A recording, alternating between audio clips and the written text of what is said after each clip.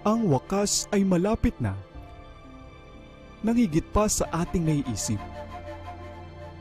Sa mga panahong nakalipas, bago pa ang paglalang sa mundo, ang isang tunggalian ay nagsimula na. Isang tunggalian sa pagitan ng dalawang kapangyarihan. Isang tunggalian sa pagitan ng mabuti at masama. Isang tunggalian na magpapabago sa takbo ng panahon. Ito ang malaking tunggalian.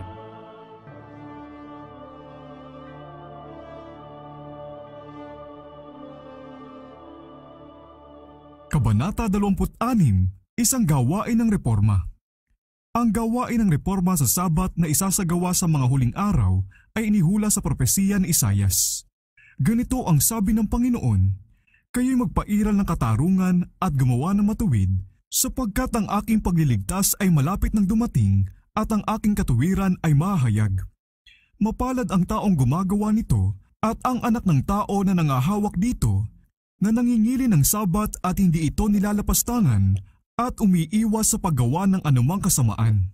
At ang mga dayuhan na sumanib sa Panginoon upang maglingkod sa Kanya at ibigin ang pangalan ng Panginoon at maging Kanyang mga lingkod, bawat nangingili ng Sabat at hindi nilalapastangan ito at nag-iingat ng aking tipan. Sila ay dadalhin ko sa aking banal na bundok at pasasayahin ko sila sa aking bahay dalanginan." Isaiah 56, 1, 2, 6 at 7.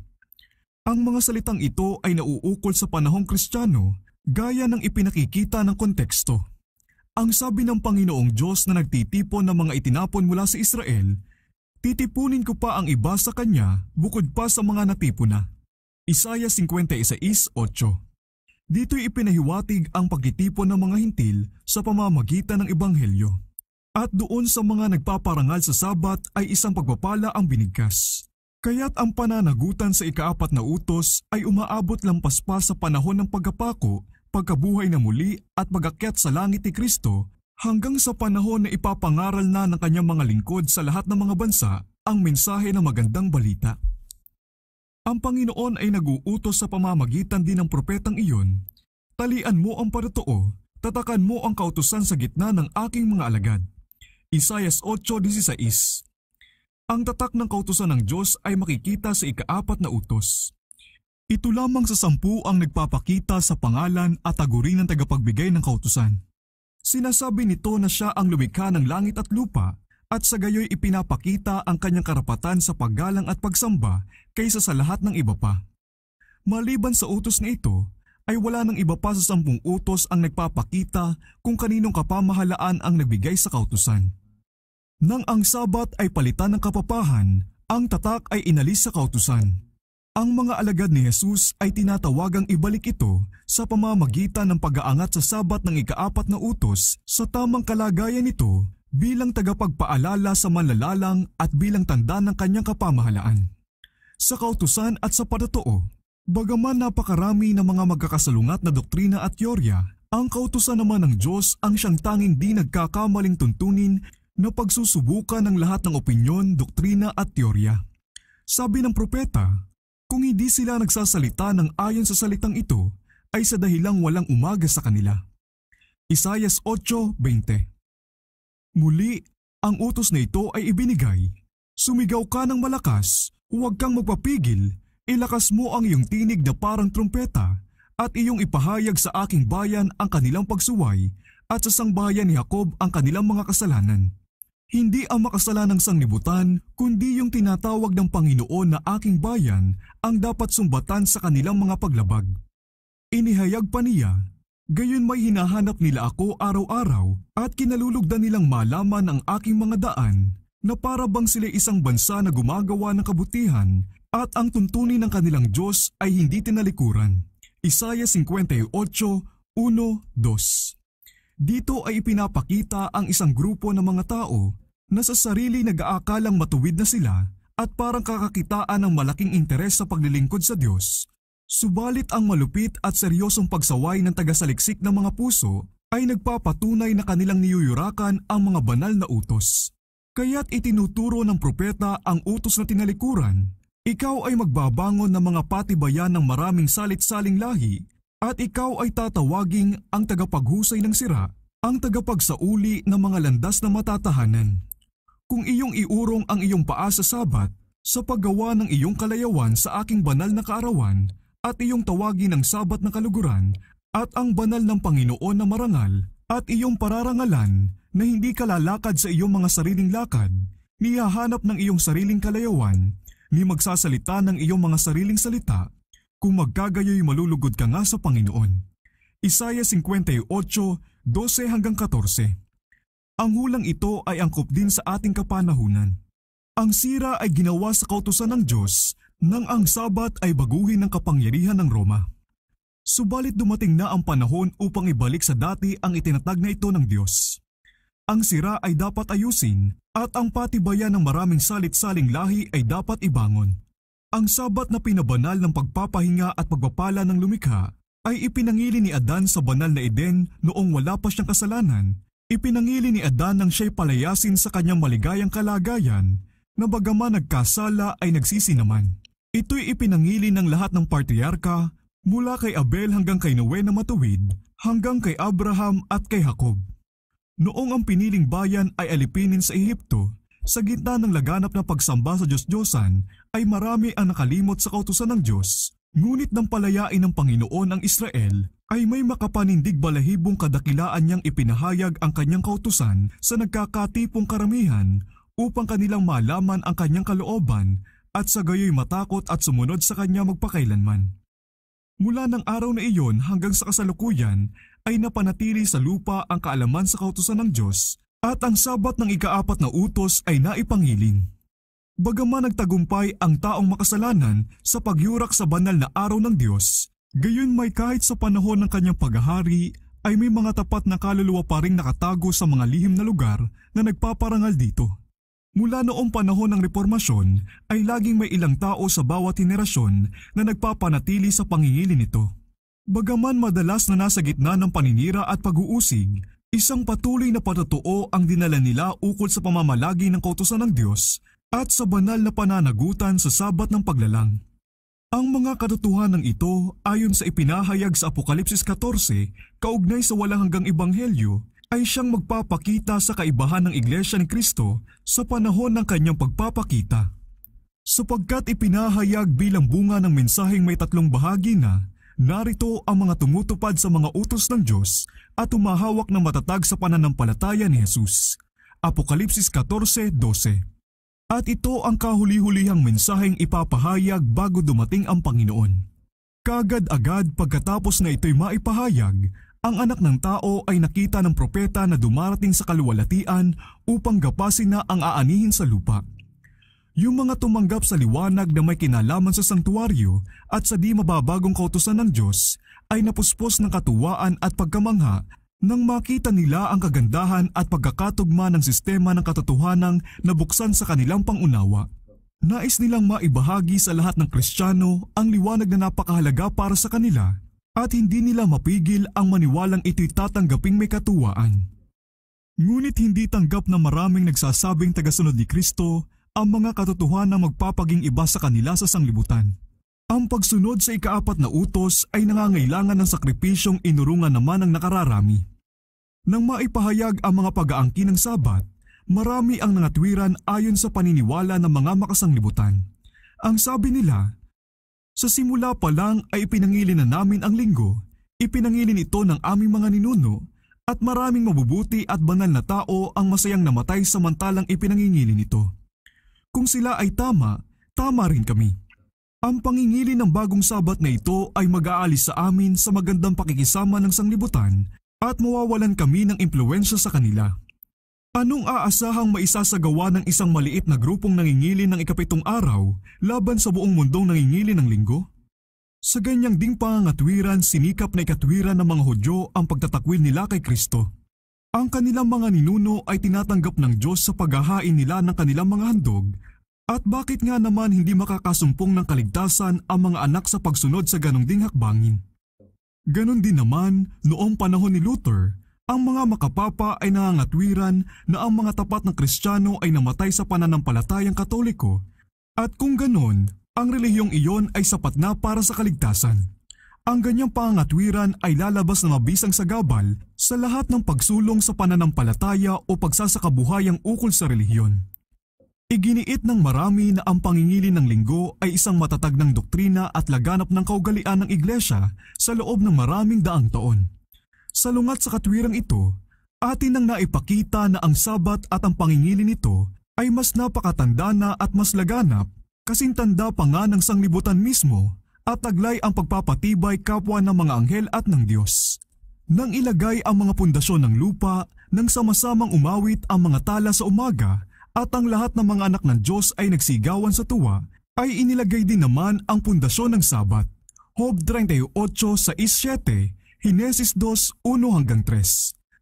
Sadyang matuwid na hingin ng pagkakatatag na ito ang ating paggalang, ito'y hindi itinalaga sa kapamahalaan ng tao at hindi nakasalig sa anumang tradisyon ng tao. Ito'y itinatag ng matanda sa mga araw at ipinag-utos ng kanyang walang hanggang salita. Nang ang pansin ng mga tao ay makuha sa paksa ng reforma sa Sabat, binaluktot ng mga tanyag ng ministro ang salita ng Diyos at ang patotoo nito ay binigyan ng mga paliwanag na pinakamabisang makapagpapatahimik sa mga nagtatanong na isipan. At yung mga hindi personal na nagsasaliksik ng kasulatan ay nasiyahan ng tanggapin ang mga palapalagay na naaayon sa kanilang kagustuhan. Sa pamamagitan ng pangangatwiran, ng pangloloko, ng mga tradisyon ng Church Fathers at ng kapamahalaan ng simbahan ay sinikap ng marami na ibagsak ang katotohanan. Ang mga tagapagtaguyod nito ay higit na nag-aral ng kanilang mga Biblia upang ipagtanggol ang katotohanan ng ika-4 na utos. Ang mga hamak na tao na nasasandatahan lamang ng salita ng katotohanan ay nakatagal sa mga pag-atake ng mga taong may pinag-aralan na sa pagkabigla at galit ay natuklasang walang kapangyarihan ang kanilang mauhusay na pandaraya laban sa simple at tapatang pangangatwiran ng mga taong mas bihasa sa mga banal na kasulatan kaysa sa kadalubasaan ng mga paaralan. Dahil sa kawalan ng patotoo ng Biblia para sa panig nila, marami ang nagiit ng may kakulitang walang pagod na kinalimutan kung paanong ang ganong ding pangangatwiran ay ginamit laban kay Kristo at sa kanyang mga alagad. Bakit hindi nauunawaan ng mga dakilang tao namin ang paksang ito tungkol sa Sabat? Sa halip ay iilan lang ang naniniwala na gaya ninyo. Hindi po pwedeng kayo ang tama at mali ang lahat ng taong may pinag-aralan sa sanglibutan. Upang mapasinungalingan ang ganyang mga katwiran, kailangan lang nabanggitin ang mga turo ng kasulatan at ang kasaysayan ng mga pakikitungo ng Panginoon sa kanyang bayan sa lahat ng kapanahunan. Ang Diyos ay gumagawa sa pamamagitan ng mga dumirinig at sumusunod sa kanyang tinig, nung mga magsasalita kung kinakailangan ng mga katotohanang hindi kaluluguran, nung mga hindi natatakot magsaway ng mga laganap na kasalanan. Ang dahilan kung bakit hindi niya malimit na pinipili ang taong may pinag-aralan at may mataas na katungkulan para manguna sa mga kilusan ng pagrereforma ay sapagkat nagtitiwala sila sa kanilang mga doktrina, teorya at mga sistema ng teolohiya at nararamdamang hindi na kailangan pang maturuan sila ng Diyos. Yung mga may personal na pakikipag-ugnayan lang sa bukal na kaalaman ang makakaunawa o makakapagpaliwanag ng mga kasulatan. Yung mga taong bahagya lang nakapag-aral sa mga paaralan ang tinatawagan minsan upang magpahayag ng katotohanan, hindi dahil wala silang pinag-aralan, kundi dahil hindi sila labis na nagtitiwala sa sarili upang maturuan pa ng Diyos. Nag-aral sila sa paaralan ni Kristo at ang kanilang kapakumbabaan at pagkamasunurin ang siyang nagpadakila sa kanila. Sa pagkakatiwala sa kanila ng kaalaman ng kanyang katotohanan, ang Diyos ay nagbibigay sa kanila ng isang karangalan na kung ihahambing dito ay nawawalan ng kabuluhan ang makalupang karangalan at ang kadakilaan ng tao. Karamihan sa mga Adventista ay hindi tinanggap ang katotohanan tungkol sa sangtuwaryo at sa kautusan ng Diyos at marami rin ang tumalikod sa kanilang pananampalataya sa kilusang Adventista at mas tinanggap ang mali at magkakasalungat na pananaw sa mga hula na may kaugnayan sa gawaing iyon. Ang iba naman ay nadala sa kamalian ng paulit-ulit na pagtatakda ng tiyak na panahon para sa pagparito ni Kristo. Ipinakita sana sa kanila ng liwanag na ngayon sumisikat sa paksa ng sangtuwaryo na wala ng panahon ukol sa propesiya ang makakaabot pa sa ikalawang pagdating, na ang eksaktong panahon ng pangyayaring ito ay hindi inihula. Subalit dahil sa pagtalikod sa liwanag, Nagpatuloy silang paulit-ulit na magtakda ng panahon para sa pagparito ng Panginoon at ganon din sila kadalas na nabigo. Nang ang iglesia sa Tesalonica ay tumanggap ng mga maling pananaw tungkol sa pagparito ni Kristo, pinayuhan sila ni Apostol Pablo na subuking maigi ang kanilang mga inaasahan at paghihintay sa pamamagitan ng salita ng Diyos. Binanggit niya sa kanila ang mga hulang nagbubunyag sa mga pangyayaring magaganap bago dumating si Kristo at ipinakita na wala silang batayan upang asahan ang kanyang pagdating sa kanilang kapanahunan. Huwag kayong padaya kanino man sa anumang paraan, 2 Tesalonica 2:3, ang kanyang salita ng babala. Kung pagbibigyan ang mga inaasahang hindi naman pinagtitibay ng kasulatan, sila'y hahantong sa isang maling hakbangin, ilalantad lang sila ng kabiguan sa pagtuya ng mga hindi naniniwala at sila'y mapapasapanganib na bumigay sa panghihina ng loob at matutuksong mag-alinlangan sa mga katotohanang kinakailangan para sa kanilang kaligtasan. Ang paalala ng apostol sa mga taga-Tesalonica ay naglalaman ng mahalagang aral para doon sa mga nabubuhay sa mga huling araw. Maraming Adventista ang nakadama na malibang maipako nila ang kanilang pananampalataya sa isang tiyak na panahon para sa pagdating ng Panginoon ay hindi sila magiging masigasig at masikap sa gawain ng paghahanda. Subalit habang ang kanilang mga pag-asa ay paulit-ulit na napupukaw para lamang mawasak, ang kanilang pananampalataya ay nakakatanggap ng matitinding dagok, ano pat halos nagiging imposible na para sa kanila ang makilos ng mga dakilang katotohanan ng propesiya. Ang pangangaral ng tiyak na panahon para sa paghukom sa pagkakabigay ng unang mensahe ay kagustuhan ng Diyos. Ang pagbilang sa mga panahon ukol sa hula kung saan nakabatay ang mensahe na inilalagay ang katapusan ng 2,300 araw sa taglagas ng taong 1844 ay nananatiling walang maipipintas. Ang paulit-ulit na pagsisikap upang makakita ng mga bagong petsa para sa pagsisimula at pagtatapos ng mga panahong ito ukol sa hula at ang maling paliwanag na kinakailangan upang mapatotohanan ang mga paniniwalang ito ay hindi lamang naglalayo ng mga isipan mula sa napapanahong katotohanan, kundi nagpupukol din ng paghamak sa lahat ng pagsisikap na maipaliwanag ang mga propesiya. Kung mas madalas ang pagtatakda ng tiyak na panahon para sa ikalawang pagparito at mas malawak na ito'y itinuturo, mas nakakaangkop din ito sa mga layunin ni Satanas. Kapag nakalipas na ang panahon, ay gigisingin niya ang pagtuya at paglait sa mga tagasunod na ito at sa gayoy nagdadala ng kasiraan sa dakilang kilusang Adventista ng taong 1843 at taong 1844. Yung mga nagpupumilit sa kamaliang ito ay magtatakda lang sa wakas ng napakalayo pang petsa sa hinaharap para sa pagparito ni Kristo. Sa gayon, sila'y maaakay na mapayapa sa maling kasiguraduhan at marami ang madadaya hanggang sa huli na ang lahat. Ang kasaysayan ng sinaunang Israel ay isang kapansin-pansing larawan ng nakaraang karanasan ng grupo ng Adventista. Ginabayan ng Diyos ang kanyang bayan sa kilusang Adventista, kagaya ng paggabay niya sa mga anak ni Israel palabas sa Ehipto. Sa malaking kabiguan ay sinubok ang kanilang pananampalataya na katulad din ng mga Hebreo doon sa Dagat na Pula. Kung patuloy lang sana silang nagtiwala sa gumagabay na kamay na sumaka nila sa kanilang nakaraang karanasan, nakita sana nila ang pagliligtas ng Diyos. Kung tinanggap lang sana nung lahat na nagkakaisang gumawa sa gawain noong taong 1844 ang mensahe ng ikatlong anghel at ipinahayag ito sa kapangyarihan ng banal na Espiritu, ang Panginoon sana ay gumawang may kapangyarihan sa kanilang mga pagsisikap. Ang baha ng liwanag ay ibinuhos sana sa sanlibutan. Maraming taon na sana ngayong nabigyan ng babala ang mga naninirahan sa lupa, tapos na sana ang pangwakas na gawain, at si Kristo ay dumating na sana para sa katubusan ng kanyang bayan. Hindi kalooban ng Diyos na ang Israel ay maglagalag ng 40 taon sa ilang. Gusto niyang dalhin sila diretso sa lupain ng Kanaan at itatag sila roon na isang banal at maligayang bayan. Subalit sila'y hindi nakapasok dahil sa kawalan ng pananampalataya. Hebreo 3:19. Dahil sa kanilang pagbalik sa dating kasamaan at pagtalikod, sila ay nangapahamak sa ilang at nagbangon ng iba upang pumasok sa lupang pangako. Sa ganung ding paraan, hindi kalooban ng Diyos na ang pagparito ni Kristo ay maantala ng ganon katagal at ang kanyang bayan ay manatili pa rin ng marami pang taon sa sanglibutang ito ng kasalanan at kalungkutan. Subalit ang kawalan ng pananampalataya ang naghiwalay sa kanila sa Diyos.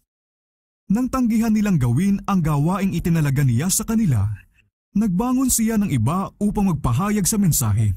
Dahil sa pagkahabag sa sanglibutan, ay ipinagpaliban ni Jesus ang kanyang pagdating upang ang mga makasalanan ay magkaroon ng pagkakataong marinig ang babala at makasumpong ng kanlungan sa kanya bago ibuhos ang galit ng Diyos. Ngayon, gaya ng mga nakaraang panahon, ang pagpapahayag ng katotohanan na sumasaway sa mga kasalanan at kamalian ng kasalukuyang panahon ay gigising ng pagsalungat. Sapagkat ang bawat isa na gumagawa ng masama ay napupuot sa ilaw at hindi lumalapit sa ilaw upang ang kanyang mga gawa ay huwag malantad. Juan 3:20.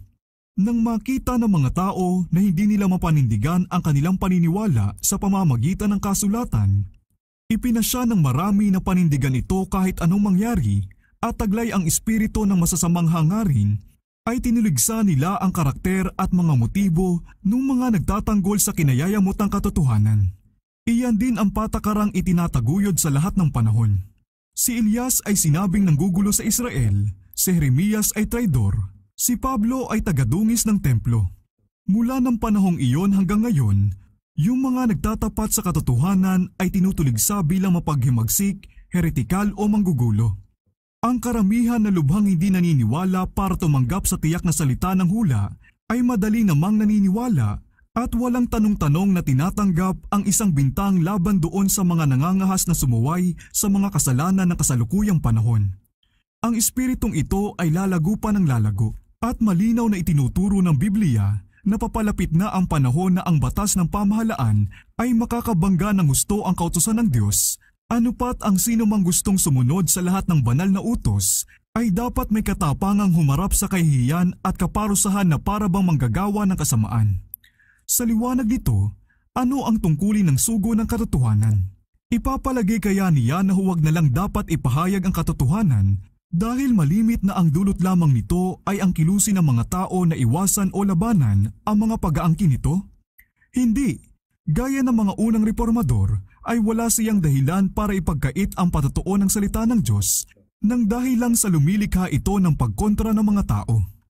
Ang pagpapahayag ng pananampalataya na ginawa ng mga banal at ng mga martir ay isinulat para sa kapakinabangan ng mga susunod na henerasyon. Ang mga buhay na halimbawang iyon ng kabanalan at matatag na katapatan ay napasa atin upang bigyang tapang yung mga tinatawagan ngayong sumaksi para sa Diyos.